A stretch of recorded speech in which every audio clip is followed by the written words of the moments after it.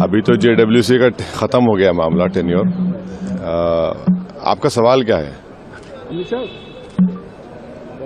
आपने कहा कि JPC का जो रिपोर्ट है उसके अनुसार वक्त पर कंट्रोल होगा, लेकिन हम 1 इंच जमीन नहीं देंगे, चाहे दरगाह हो या मस्जिद। देखिए, जो फाइनल रिपोर्ट दी गई है और जो बीजेपी के एमपीज ने जो अमेंडमेंट्स दिए, जो उनकी न्यूमेरिकल स्ट्रेंथ के ऊपर उन्होंने उसको पास करवा लिया, और अपोजिशन ने जो अमेंडमेंट्स दिए उसको हम लोग पास नहीं करवा सके क्योंकि हमारे पास स्ट्रेंथ नहीं थी।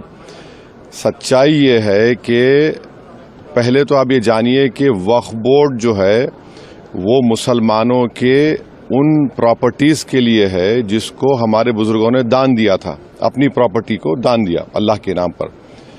उसमें मेंबर आप बना रहे हैं नॉन मुस्लिम को नंबर 1, और उसमें नॉमिनेट करेंगे। इलेक्शन नहीं होगा अभी स्टेट वक्फ बोर्ड में।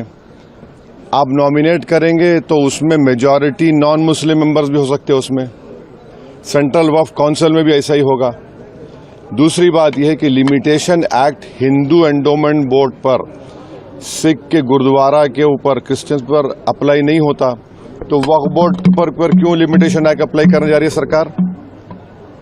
तीसरा यह है कि कलेक्टर या उसके अबाव ऑफिसर्स को कोई पावर ही नहीं है, आप उनको पावर देकर एग्जीक्यूटिव कंट्रोल करना चाह रहे हैं।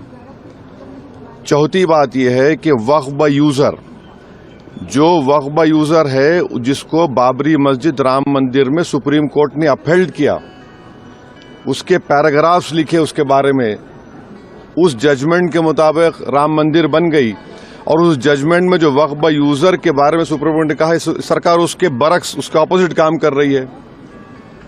ऐसे कई अमेंडमेंट जो सरकार पेश की और फिर इस JWC में उसको बीजेपी के और उनके अलाइज ने पास किया, उससे वक्फ बोर्ड खत्म होकर रह जाएगा। ऑन पैरिटी, जब हिंदू एंडोमेंट बोर्ड्स में नॉन हिंदू नहीं बन सकता तो नॉन मुस्लिम कैसे बनेगा? यहां पर सिर्फ गुरुद्वारा प्रबंधक कमेटी में सिख ही बन सकता है। आप यहां पर क्यों बनाना चाह रहे? और एंक्रोचर्स को आप रिवॉर्ड कर रहे हैं लिमिटेशन एक्ट अप्लाई करके। ट्राइब्यूनल में आप क्या करने जा रहे हैं? तो ये तमाम चीजें, उससे एक ही मकसद है कि जितनी वक्फ प्रॉपर्टीज है सरकार उसको छीनना चाह रही है, जिसमें मस्जिद भी है, दरगाह भी है, खानखा भी है, कब्रिस्तान भी है। अब ये एक अमेंडमेंट जो इन्होंने अपनी स्ट्रेंथ पर पास करवा लिया, इस फाइनल रिपोर्ट में आप देखिए क्या कहते हैं, वक्फ बाय यूजर में अगर वो डिस्प्यूटेड प्रॉपर्टी होगी या गवर्नमेंट प्रॉपर्टी होगी तो वक्फ बाय यूजर नहीं होगा। मैं आपको एक एग्जांपल दे रहा हूं, सच्चर कमेटी जाकर पढ़िए, जिसमें सच्चर कमेटी ने कहा कि दिल्ली में 123 ऐसे प्रॉपर्टीज है जो सरकार के कब्जे में है। ने कहा वक्फ प्रॉपर्टी है सरकार के कब्जे में, उसकी 2008 में लागत 3000 करोड़ बताई गई।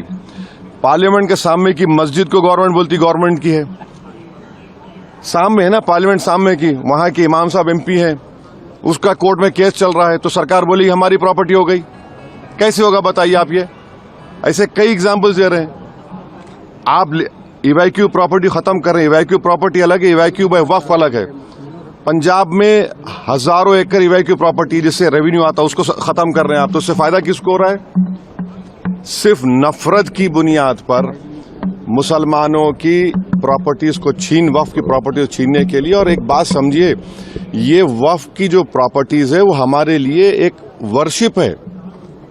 नमाज हम पढ़ते हैं मगर ये भी हमारा एक वर्शिप है, उसको हमको उससे महरूम करना चाह रहे, ये हम इस कह रहे हैं। तो इनका मंशा और मकसद तो वो एक ही है ना, वक्फ प्रॉपर्टीज बचाना नहीं है, छीनना है। सर वो कह रहे हैं कि मुसलमानों को भड़का रहे हैं और आप जगदम्बिका पाल जी ने कहा है कि जो चर्चा हुई उसमें आपने हिस्सा लिया, सभी लोगों ने हिस्सा लिया। तो क्या चर्चा? अरे चर्चा, इतना गलत काम जगदम्बिका पाल ने किया चेयरमैन, वो उनमें इतना पार्लियामेंट्री उनको रूल्स मालूम होना चाहिए। अगर मेरी रिपोर्ट दी गई थी उसके 9 पेजेस को और मुख्तलिफ 8 से 10 पैराग्राफ्स को उन्होंने ब्लैक कर दिया। और रूल पोजीशन ये है, हमने स्पीकर साहब लेटर भी लिखा, अगर आप किसी मेंबर के डाइसेंट रिपोर्ट को अगर आप उसको इंक्लूड नहीं कर रहे तो आप इन्फॉर्म करना चाहिए, मुझे बताना चाहिए। अब मिसाल के तौर पर ड्राफ्ट रिपोर्ट में पढ़िए, आप लिखा गया कि वो रेकमेंड कर रहे हैं रिपोर्ट में कि ट्राइबल लैंड को वक्फ डिक्लेयर करना नहीं चाहिए। लीगली एक मुसलमान ट्राइबल हो सकता है, और इस पार्लियामेंट में 10 मर्तबा के एमपी एक मुस्लिम ट्राइबल थे, सईद साहब लक्षद्वीप के। आप उनसे कहेंगे वक्फ मत करो, इसका असर क्या होगा लक्षद्वीप में? कितने ट्राइबल मुसलमान हैं? आप हम लिख के दिए कि ये लीगली रॉन्ग पोजीशन है आपका, आपने उसको ब्लैकआउट कर दिया। कई चीजें हम जो लिखी फैक्चुअल जो है उसको उसने ब्लैकआउट कर दिया, और इन्फॉर्म तक नहीं किया हमको। ऐसे कई अपोजिशन मेंबर्स की रिपोर्ट को ब्लैकआउट कर दिया उन्होंने। तो ये मनमानी की उन्होंने उसमें ना, तो देखिए 391 का रूल है, डायरेक्शन 91 भी मानते हैं, मगर आपको तो रीजन बताना चाहिए। फैक्चुअल को आप चीजों को आप उसको ब्लैक कर देते हैं। आपका डिसेंट नोट कितना पेज का था? डिसेंट नोट तो हमारा बहुत लंबा था, जिसमें से कई फैक्चुअल जो चीजें थी, इसको चेयरमैन साहब ने अपने पावर्स का very narrow and parochial interpretation लेके ब्लैकआउट कर दिया उसको। फिर हम लेटर लिखे स्पीकर साहब को, अपील किए उनको डायरेक्शन 91(2) में कि सर इसको आप इंक्लूड करिए, इसमें देखिए आप सच्चाई है इसमें पूरा, इसमें कोई गलती नहीं है। अब स्पीकर साहब के पास है वो। वैसे साहब लेकिन कुछ तो डाइल्यूट किया गया है। बिल्कुल क्या डाइल्यूट किया गया बताइए? नहीं आप बोलिए डाइल्यूट किया गया, बताइए बोलिए। वक्फ बाय यूजर वाले हम तो आपको एग्जाम्पल दे रहे हैं ना भैया। आप कह रहे हैं डिस्प्यूट होगा गवर्नमेंट प्रॉपर्टी की, डिस्प्यूट के माने आपने लिखे उसमें, डिस्प्यूट कुछ भी हो जाएगा।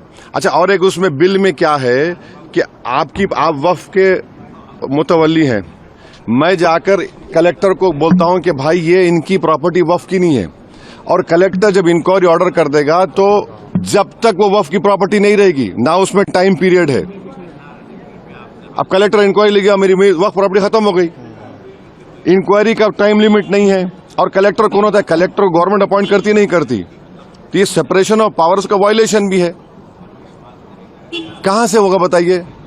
यही तो हम बता रहे हैं भाई, ऑन पैरिटी आप इसको क्यों देखिए ना, हिंदू एंडोमेंट बोर्ड्स में, सिखों के गुरुद्वारा में, क्रिश्चियंस में, ये सब चीजें हैं क्या? आप वहां करने वाले हैं क्या? अच्छा, वक्फ फंड आता था 7%, उसको आपने कम कर दिया 5%, और अमेंडमेंट क्या किया? What ever the number government sacrifice और कम हो जाएगा। अब कैसे चलेगा वक्फ बोर्ड? फिर इसके बाद भी अगर ये सरकार तो बिल लाने का प्लान करी, अगर बिल आएगा तो फिर आप लोग क्या करेंगे? बिल आएगा तो हम जो करना है करेंगे, क्या बात है। सर पाल साहब कह रहे हैं और जो एनडीए के अलाइज हैं उनको सोचना चाहिए, हमेशा पॉलिटिकल एनिमो नहीं होता ना। सर आप मुसलमानों को भड़का रहे हैं, ये जगदम्बिका पाल कह रहे हैं क्योंकि आप मेंबर थे जेपीसी के। आपने डिसेंट जेपीसी नहीं है, वो ज्वाइंट वर्किंग कमेटी है, उनको इतना तक नहीं मालूम। जेपीसी बोलते रहते हैं, ज्वाइंट वर्किंग कमेटी है। जेपीसी अगर होती तो उसको इन्वेस्टिगेटिव पावर्स होते, जैसा वन नेशन वन इलेक्शन बनाया गया है। ये ज्वाइंट वर्किंग कमेटी है, बस राग आलाप रहे। जेडब्ल्यूसी है, वो तक नहीं मालूम उनको।